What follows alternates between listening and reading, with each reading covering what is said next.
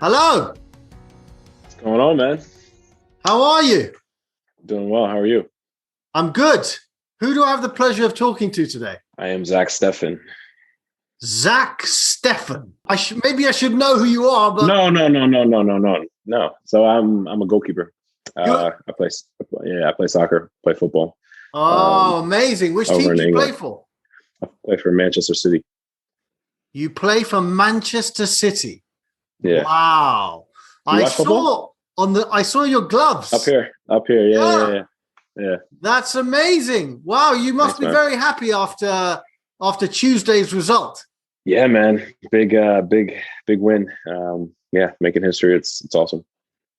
Wow. How long have you been at Man City? This is my first year. So I signed with them summer of, when did I sign with them? No, December early. Did a pre-contract, 6-month pre-contract. So technically it started summer of 2019. So and then I went on loan for the first year in Germany to Dusseldorf. And now I came here. Amazing. I'll tell you a little secret. I always wanted to be a soccer player. That was my dream. I actually started as a goalkeeper, right? No way. Yeah. I played, I never made it, of course, but I played for my school, for my college. And then one year, I decided that I wanted to play up front. I wanted to be like a striker. I wanted all the glory, right? Of course. Yeah. And it didn't quite work out, but I've always had this urge and desire to play football, to be involved in football. How did you get involved in it? My parents, my stepdad and my mom my stepdad was really into it. And they kind of almost forced me to play when I was young. It's funny, when I was younger, my mom would have to bribe me with treats and gifts and stuff just to get me out on the field. So it was funny, after we won the game on Tuesday, she texted me and said, it's funny how it all started. She used to bribe me with treats to get on the field, and now look where I'm at. Amazing. Tell me, I'm actually I'm sorry to say this, but I'm a Liverpool fan. Okay. Why? Well, the real reason is because as a kid, I was a glory hunter, and Liverpool were always winning everything. So I was like, let me support Liverpool. Uh-huh. And then they stopped winning everything, but I kind of continued liking Liverpool. And I've supported them. The first game I remember actually was 1985. So I've supported them for 36 years, which is that's quite a long time. Right there. Oh my gosh. Yeah. Good for you. Have you ever played at Anfield? Yeah, we played I want to say we won 3-1 this past year, but no fans. But it was so awesome to be there and see the stadium and all that. And what's it like playing football these days without fans? It's tough. Now I feel like we've gotten used to it. But for a long time, man, it just felt like a preseason game where there's no fans in preseason. But obviously there's more meaning. There's more pressure than a normal preseason game. But it's more based on, there's less passion because the fans aren't there. It's quiet. And it's based on getting the tactical game right, and executing the game plan. Amazing. Tell me, do you play for the American national team? I do. Yeah, I do. And what is it like playing for the national team? It's an honor. Very proud, and it's a lot of fun. We have a great group of guys. We're very young right now, but we have a lot of talent, a lot of potential. We have a lot of guys who are over here in Europe playing in some big leagues at some big teams. So the future is looking bright for us. But yeah, it's awesome. Yeah. And tell me, those gloves, I see that they're in they look like they're special. What is so special about them? So that was my first Champions League game that I played. And my friend, Janine, she got me the case. And so I put the gloves in there. Which was the game? It was against Marseille, French team. Wow. It's quite astonishing. So tell me, Guardiola, bit of a legend, right? Bit like Jurgen Klopp. So what's it like working with someone of that caliber? I mean, this guy is basically a legend. Yeah. No, it's it's an honor as well. He's very intense, very, very passionate about the game, very passionate about winning, very passionate about playing football and playing the right way, which is to keep the ball and to move the ball with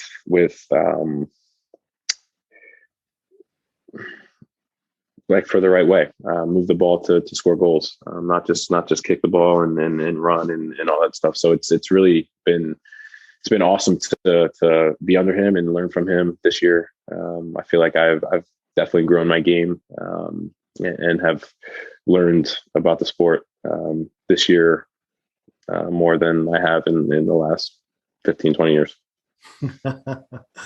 And what is it like playing in the Premier League? Where were you? You mentioned you played in the Bundesliga. Dusseldorf. Yeah, Bundesliga. So that was great. That's a great league, very athletic league, very structured league. The Germans, they're very structured in the way that they play and the tactical system that they play. But no, that was fun to get games and just to be in another country and see another league. But the Premier Leagues, it's busy. There's games every 3-4 days. It's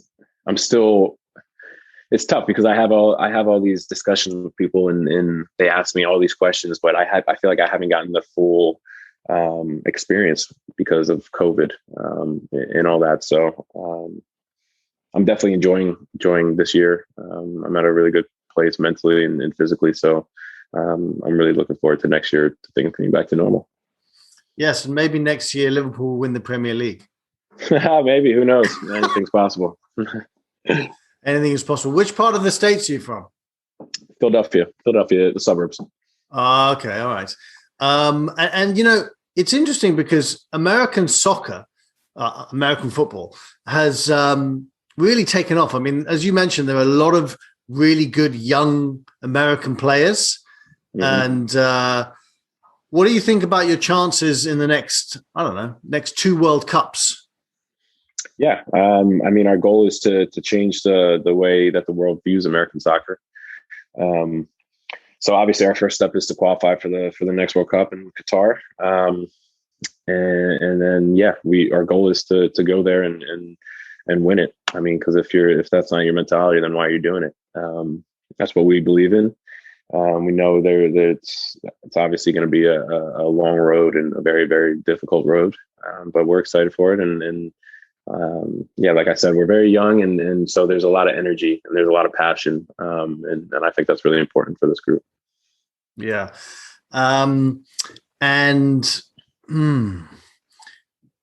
Did you always want? It's interesting as an American, one would imagine that you may have wanted to become an NBA player, or you may have wanted to become an American footballer. How come you ended up playing soccer? We'll call it soccer.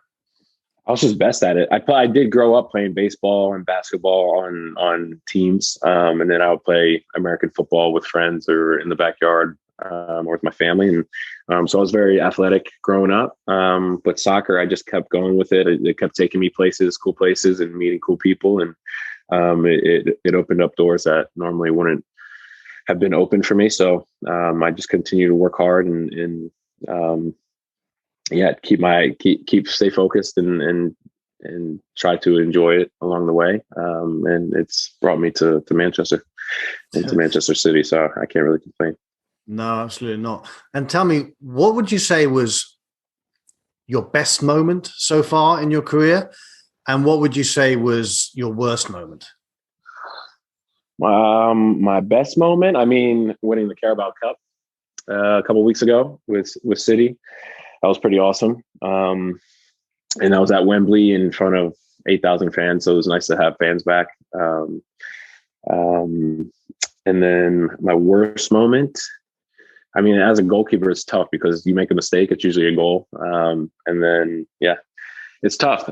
So there's been a couple games where I've made mistakes and they've led to goals. But the worst one, I don't know, maybe the one that happened a week before the Carabao Cup final. It was the semi-final in the FA Cup where I got caught in no man's land. It was a breakaway, got caught in no man's land, and then they just passed it across and tapped it in. And we lost 1-0. So that was a pretty hard pill to swallow for a few days. But a week later, we win a trophy, and we're able to lift the trophy. So that's how fast these sports are. Soccer is. And how do you kind of get back up when you make a mistake? Because as you say, as a goalkeeper, right, you make one mistake and the whole world knows. As a striker, you make 15 mistakes, but you score one goal and you're a hero. Mm-hmm. So that's crazy. So how do you kind of get back up when you have like a bad moment? Yeah, I'd say, I mean, it definitely comes with experience over the years of making mistakes in training and just getting over it. But then after training, looking at the video and learning from that mistake. And then also making mistakes in games and just having that strong mentality to forget about it, worry about it later, and continue to play. Because if you do kind of harp on that mistake, you're going to make another mistake. And then you're making a couple mistakes in a game. That's not going to be good for you or the team. So yeah, I mean, it's definitely tough, but it's really just mental strength to say, this is life. There's going to be ups and downs. Everybody makes mistakes every day. Unfortunately, you're just in the public eye, so everybody gets to see it. But yeah, it's going to happen. And when it does happen, just make sure it doesn't continue to happen in that same game. Yeah. What would you say that like if there were kids listening to this, which maybe there will be, what would you say that soccer has given to you to make you a better human being? Like, what are the things that soccer has kind of instilled in you to make you who you are today? Yeah, that's a good question. Yeah, I mean, I would say that just hard work and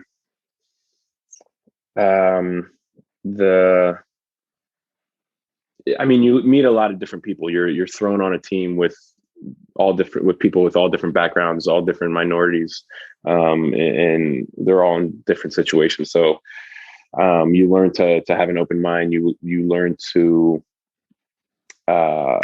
you learn what other cultures and people are like. So that's really cool to be able to be open-minded and welcome people in without looking at them and judging them first. You actually get to see them. You get to learn about them. You get to know who they are.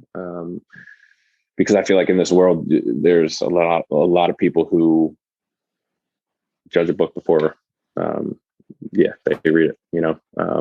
Judge a book by its cover, and I feel like sporting teams, you're able to see what other cultures are like and stuff. So when you do, I don't know, when you are out in public, you're not so judgmental. Yeah, I remember watching a documentary, and Mourinho was saying that football is like a great school of life, right? Soccer is like a great school of life, and I never forgot that. And I would imagine that people like Guardiola, people like Klopp, they're not just football managers; they're kind of life managers. They guide beyond the pitch right? And you get to learn so many lessons about life through the sport of soccer. And I actually watched. I can't remember if you were in it, but there was a documentary on Amazon. What's it called? Yeah, on Manchester City. I wasn't in it. That was a couple of years before I came, but yeah, it was awesome though. Yeah. And I also watched the one about Tottenham, and that was good as well. And you get to see, they're so good. Yeah, you get to see behind the scenes, because as fans, right, we watch the game, and if a striker misses a goal, you get pissed, right? Yeah, and if a goalkeeper makes a mistake, you get pissed off. But you see it behind the scenes, and you see that it's clearly much more than just a game. It is. I don't know. I really love those behind the scenes things. Yeah, man. I mean, that's the thing. Yeah, like you said, fans get to see the games. They get to see pictures on social media and kind of how they follow you, how you live. But social media is really only the good things. So when they do kind of get to go see behind the scenes and all that and in the day to day, they're like, oh, okay, you're a human just like I'm a human, but you're just worked hard and you're very talented at and skilled at what you do. So yeah, it's definitely cool, and I definitely love those types of shows. Like I was watching Formula One, the racing on Netflix, and that was really cool to see the behind the scenes of all those guys and see what their struggles are and see kind of how they go about their races and then their lives on the day-to-day schedule. So yeah, I love those documentaries. Let me ask you another question. As a goalkeeper, when there are fans, right, you're sometimes I've always wondered this. Let's say you're at Anfield or whatever stadium, doesn't matter which one, and you're not at home, and you are right next to the fans. Surely it must be quite, specifically as a goalkeeper, because you just sit there and wait, right? You must have some interesting moments where the fans just get a little bit rowdy. Yeah, I mean, there are times where you hear the fans. Yeah, I've had things thrown at me, lighters, coins. I've had beer, thrown on me. I hope it was beer. I think it was beer. And yeah, it's an interesting position. But I would say for the most part, your adrenaline's rushing. You're very focused on like trying to keep your team, for at least for me, like communication that'll keep me locked in and focus on the game. So I'm always trying to communicate to my back line or the midfield, and just to stay into the game. So most of the time, honestly, I don't hear the fans too much. Of course, you hear the loud chants and all that stuff, but a lot of the time you're talking or you're really zoned in on the game. Okay, and who is the best player you have ever played against? Have you ever played with Messi? I've never played with Messi. I've never played with or against Ronaldo. I've played against Neymar. Who else? Yeah, with the national team, we played Brazil. We've played France. So we played Mbappe. We played John Blanks on France. Yeah, Griezmann. What's it like playing against Mbappe? Oh, he's so fast, man. He's like a deer. He just runs. His strides are so big. Yeah, we played them 2018, right before the World Cup. And that game was insane. We played them in Lyon, France, and the fans were insane. That was one of the coolest games I've played in. Just playing against those guys, like that high caliber of players, was like the first time I ever played against like that good of players. So it was like a whoa, holy shit moment. So as a kid, I would go and play. Like I said, I was a goalkeeper. I would go and play with my cousin, and I would put a video camera right next to the 18-yard box, and we would videotape everything we did. Right. Okay. And I remember once I did the most amazing save I was like so proud of myself because I did this like save that would have just Gordon Banks would have been pleased with this save. Right? So what is the greatest save that you've ever made? Like a save where you're like, what? You're like, how did happened? I do that? Yeah.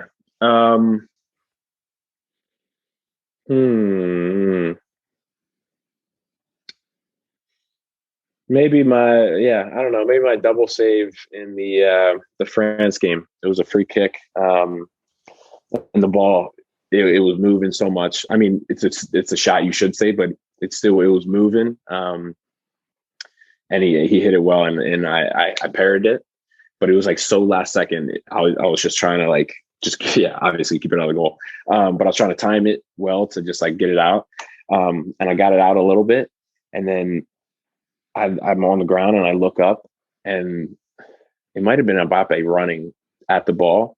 And so I get up, and right when I get up, he hits it far post, and I don't even know how. I just got a finger to it, and I saved it. And that double save was probably something that, I'll probably always remember against France before they went and won the World Cup. It's as a like I said, as a kid, I always wanted to play football. And I felt like the moment I got on a football pitch, I felt at home, right? I felt like I was connected. I felt like I was in the moment. And I think that's the beauty of sports, right? If it's a sport that you love, the moment you get on the pitch or the court or whatever it is, you're in that zone. You're in that meditative place where nothing outside that pitch matters. I was just about to say that. Yeah. The only thing that matters is what's happening right here, right now. Yep. Yeah. It's awesome. And that is a beautiful thing to be able to like create your life special out. You know? Yeah. No, I'm definitely blessed. I'm very blessed to be doing what I'm doing where I'm doing it. So yeah, I try and stay in the moment and stay grateful. Yeah, and as a keeper, I always notice this as well. Keepers get to play longer, so you could get. I mean, didn't Van der Sar play until he was 42? Yeah, there's a couple of keepers who have played into their early 30s or early 40s. So yeah, we'll see. We'll see how long his body holds up. But I mean, hopefully, knock on wood. Hopefully I can play until then. Gianluigi Buffon still playing. I mean, the guy. The guy's insane. I mean, there's a legend. Yeah, no, Mr. legend. Buffon. Oh yeah, one of the all-time greats for sure. Yeah. Where are you from? I am from London. I grew up in nice. I grew up in London. You probably think to yourself, if you grew up from London, why on earth are you I know. Liverpool? That was my first thought. But yeah. No, well, my father actually used to support Arsenal. And because I was being contrarian, I wanted to support someone totally different. Nice. Actually, I'll tell you something fun. In 1989, Liverpool lost 2-0 to Arsenal at Anfield, right? Remember that? When Michael Thomas scored in the last minute? Okay. And my father was an Arsenal fan, and I'm a Liverpool fan. And in those days, it was so nerve-wracking that I couldn't watch the matches. So I remember... It was 1-0 to Arsenal. Then I went upstairs to the playroom and I sat there and I was like playing and I knew the time. So I was like, okay, the game is nearly over. And then I heard my father screaming. And I was like, no, this can't be happening. So I went downstairs and there was no VAR, right? So there was no hope. Yeah. There was no hope it was going to be changed. And I went downstairs and I was like, terrible timing. Oh man, a horror. So now we mentioned VAR, what do you think about VAR as a player? Man. Okay, so I saw this on social media somewhere. You remember when Man City won the league with Kun Aguero's goal against QPR in extra time? Yeah, I saw that, I saw that on social media and said, imagine if there was VAR in that moment. And it would ruin all the passion, him running around the field, the fans jumping and screaming, the coach jumping and running and screaming and all that stuff. We would have to wait for like 30 seconds or a minute to to see if it was an actual goal, So yeah, VAR. I don't like VAR. I know a lot of players don't like VAR. But it is what it is. We got to deal with it. But yeah, I don't. It ruins the passion. It stops the game, and that's the beauty of football is it's always moving. It stops once and for a 15-minute halftime. But other than that, it's always moving. Yeah, and you're right. Sometimes I watch the games, and my girlfriend will be watching, and someone will score, and she'll go yes, and I'll be like, no, you never know. Just wait. Yeah, you never know. And you see like the like minuscule like offsides now that are like called by the shoulders, or it's ridiculous. That just ruins the game, and especially when like a team that's that normally shouldn't win, and they get those goals and then they get it called back. Like that's just a dagger to the heart for those teams. So yeah, I'm not a fan of VAR. Were you playing when you guys lost to Tottenham in the Champions League 2019 when you scored, Sterling scored, and then VAR overturned it? Nope. I remember Guardiola was on the pitch going crazy. Yeah, and exactly for those reasons. VAR is yeah, not too great. Have you played against Salah? No, I haven't. So I'm the backup here. Yeah. So Ederson Morales, he's a starter. But no, I haven't played against Mo. Not yet. You love him? He's a legend. Yeah, he's a great player. He seems like a great guy as well. Which is you guys can buy him for £400 million.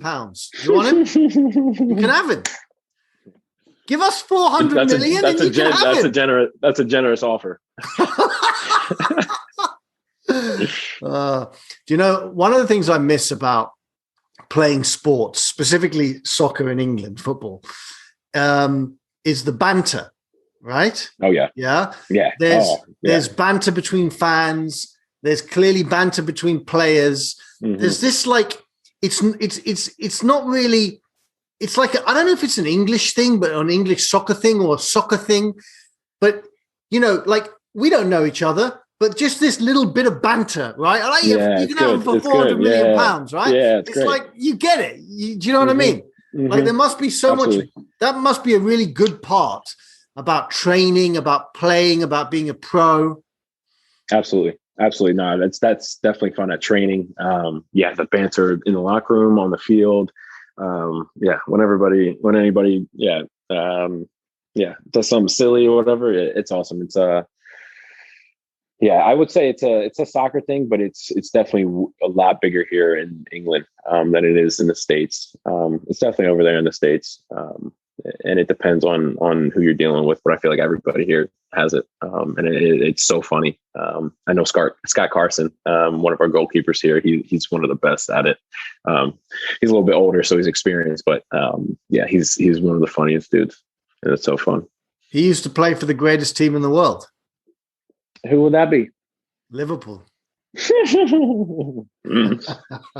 Good old Scott Carson. Say hi to him from me. I will. He's a great guy. Yeah. So I mean, how did like winning when did you come to Manchester City? So this is my first year. So I haven't won anything with them except for Carabao Cup. Okay. So hopefully this weekend, if we beat Chelsea this weekend, we'll win the league. Can you do me a favor? Well, it depends on what it is. Please beat Chelsea in the league. The reason why is because, as you know very well, Liverpool have had a little bit of a stumble, but who wouldn't have a stumble if every single defender gets injured? We've been totally annihilated, right? But if you beat Chelsea and we win our next 2 games, we will only be 1 point behind them with 3 games left. But if they beat you, we're finished. Really? Pretty much. Okay. So do me a favor. I'm going to be watching that game. I'm going to be looking at in the Premier League. I know Ederson starts, but I'm going to be looking at the bench. And I'm going to be saying, All right. Yeah, I'll be Jack, my pushing the friend, guys. Yeah. make sure that Chelsea lose. I got you.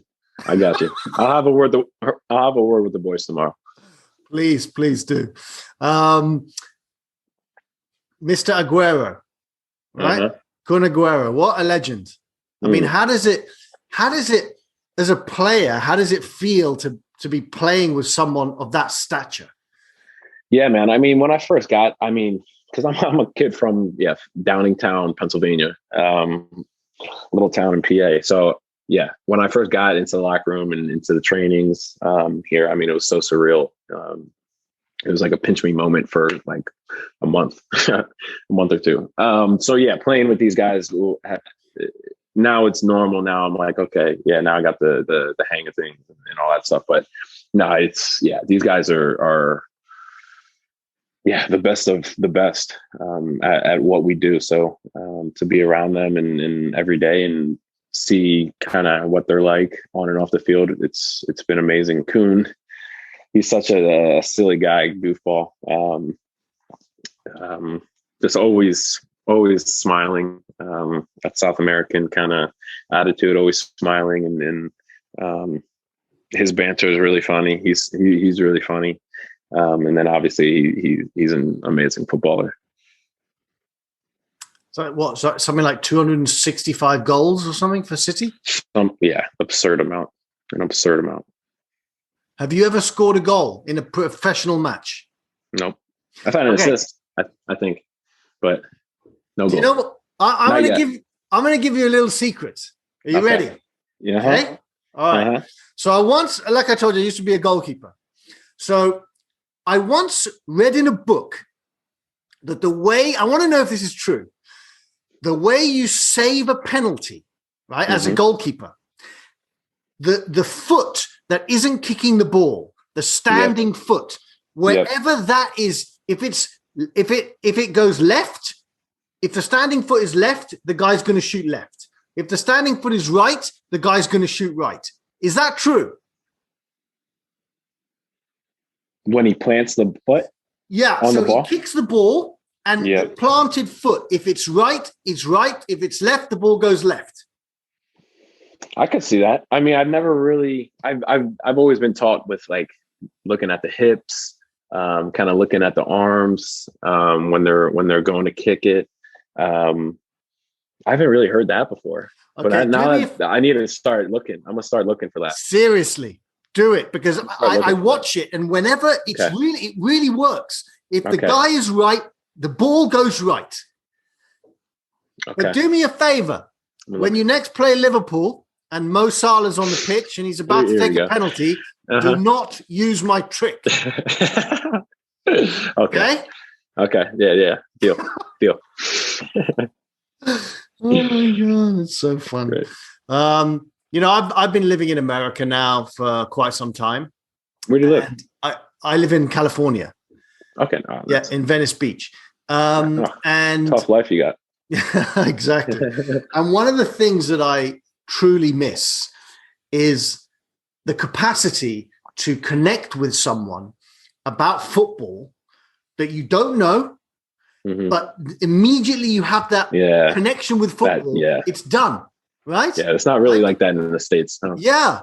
I mean, look, I have a few English friends here and we connect, but to be able to just that passionate culture over here. Exactly. It's amazing. It's amazing. Yeah. The camaraderie, the loyalty. It's amazing to experience. I hope the US, I hope that grows in the US in the future. But yeah, soccer is just so young, especially the MLS. I mean, it's 25 years old. It started in 1996. So we got a long ways to go. Yeah, but you guys, there's some really good players. I mean, Chicharito. For sure. No, it's getting better. It's getting better and better each and every year. But I mean, we want these players like in the prime of their career. We don't want them at the end. But there are obviously a lot of good players. In the league. Do you ever want to become a striker? It's too much running for me. If you had a magic wand, would you become a striker? Probably. just because like what you said, you make 15, you miss the goal 15 times, but you score one time, you're a hero. So yeah, it's not. Yeah, striker would be fun. Yeah, you get all the glory. You do, and you don't have to play that much defense. No. But these days, even strikers are being forced to play back. For sure, right? For sure.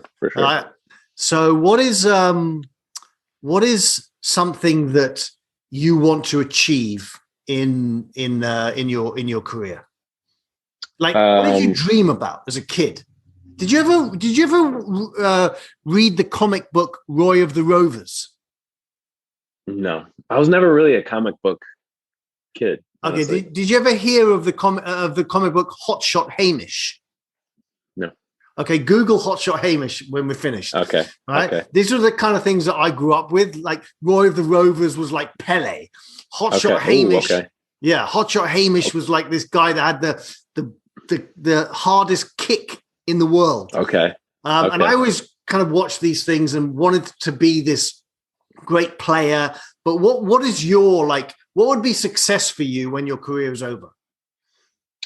It's a good question, man. I mean, obviously winning trophies. Yeah, whether that's Champions League, Premier League, the World Cup would be insane. I mean, yeah, doing that. Yeah, I would say those three. Really, I mean, that'd be amazing. If you do end up winning the Champions League, which I'm not so sure you will, but you never know. And I'm pretty sure that had Liverpool not lost their entire defence and then lost their entire midfield, right, who had to go back in defence, we would be top of the league and we would be in the Champions League final. You know that's true. But it didn't happen, so it's all good. What would it feel like, truly? Like, I mean, I know there aren't going to be any fans. Well, they're saying that there may be a few, but there's not going to be let's say a normal Champions League final, which is a shame for both you and Chelsea, right? But what would winning the Champions League mean? I mean, truly, like, surely as a kid, you grew up watching players like Maldini, like Seedorf, like Franco Baresi, like all these epic players holding that title aloft. And now you are literally 90 minutes away from winning that game. Yeah, man. I mean, I guess it would just mean, all those sacrifices and the hard work. Would have paid off. Obviously, being second string is a little bit tougher to say that because, I won't be playing, but you're still part of the team and you still are pushing the guys each and every day and all that stuff. So, I mean, it would be, it would be so surreal for a while because, like you said, this is what I've been watching my whole life every year as I grew up and it would be a dream come true. It's like many people have dreams that clearly never come true. I was one of them. I wanted to be a soccer player. It never happened, right?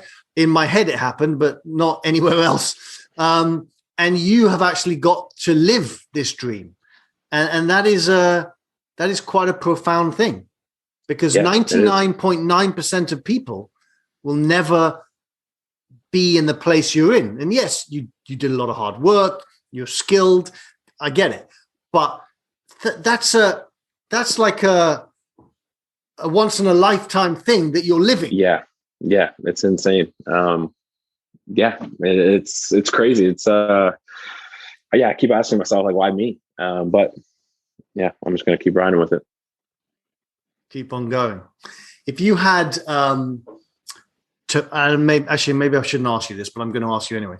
If you had to pick one team apart from Manchester City, which clearly your heart is there 100%, that you kind of have an affinity to, who would it be?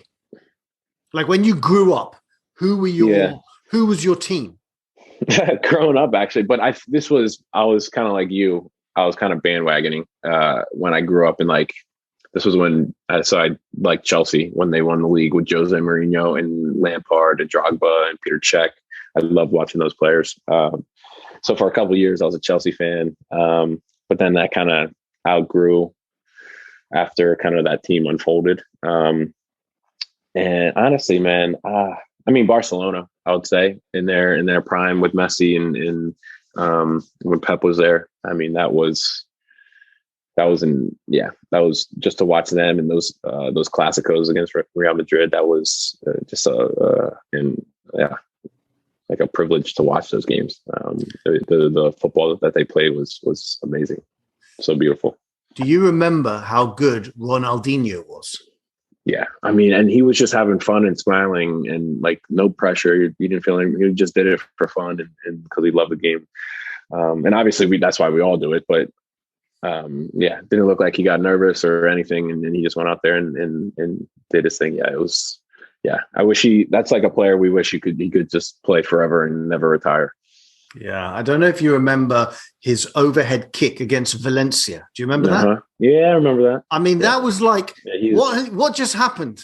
Yeah, I didn't see that live. I've only seen that in like YouTube videos or whatever. But yeah, I can't imagine watching that live or like being at the game. He was a pleasure to watch. Well, look, man, it's been a pleasure. It really has. And it has been. Thank you very much for having me on. I very much look forward to watching you save a penalty. and when you do, me too. When you when you do save the penalty, don't forget the Englishman who told you to look at the guy's foot. I'm gonna start looking for that now. But don't tell any goalkeepers. This is just between me and you. My man, right? You got me. I got you. But look, on a really serious note, you guys have done amazingly this year. I mean, over the past few years, but you're like machines. Yeah. You are literally, the team is like a machine. Yeah, it is incredible. And good luck against Chelsea this weekend, and also good luck in the Champions League final. And thank you for giving me the opportunity to have a chat with you. Because it really does mean a lot when people come on the podcast and also when they play along, right? Because the system is I have no idea who I'm going to talk to. It's so cool. I love that. I think that's so cool. Yeah. It's been a real pleasure. So really, thank you so much. Yeah, thank you, man. It was a pleasure for me as well. So thank you. All right, thanks so much. All right, man. Bye. Hello everyone, it's Leon here, aka the Kindness Guy. If you like my videos, which I hope you do, don't forget to press the subscribe button and also to ring the little bell so that the notifications notify you that I have a new video out in the world.